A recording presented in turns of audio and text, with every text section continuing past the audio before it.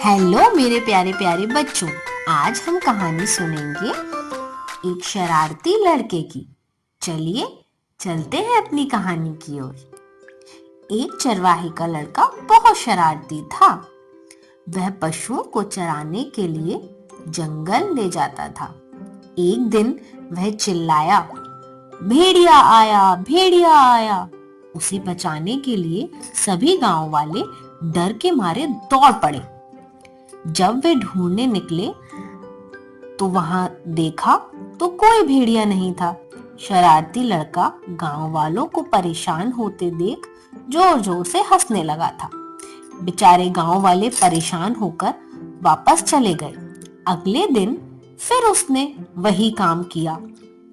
फिर वो जोर जोर से चिल्लाने लगा, भेड़िया आया, भेड़िया आया। गांव वाले उसकी यह आवाज सुनकर उसकी मदद के लिए वहां पर आ गए। बट गांव वाले मदद के लिए आए तो थे, लेकिन वहां पर कोई भेड़िया नहीं था। और यह देखकर फिर वह लड़का गांव वालों की मूर्खता पर हंसने लगा। यह देखकर गांव वालों को बहुत गुस्सा आया और वे बेचारे नाराज होकर फिर वहां से चले गए। अब एक दिन हकीकत में वहां भेड़िया आ गया।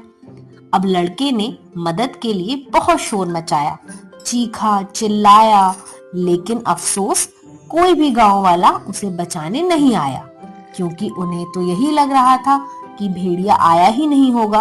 वो तो हमें मूर्ख बनाने के लिए चिल्ला रहा है। जैसा कि हमेशा वह हमें मूर्ख बनाता है, इस बार हम मूर्ख नहीं बनेंगे, इसलिए हम में से कोई वहां नहीं जाएगा।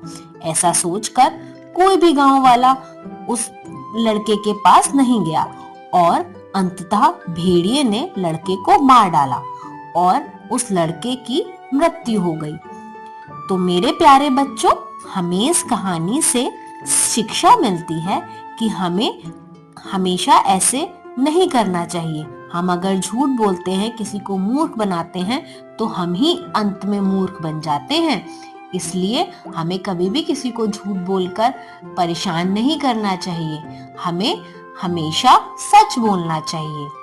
तो हमेशा सच बोलो और सबका विश्वास जीतो सच बोलकर, ना कि झूठ बोलकर अपना विश्वास खो।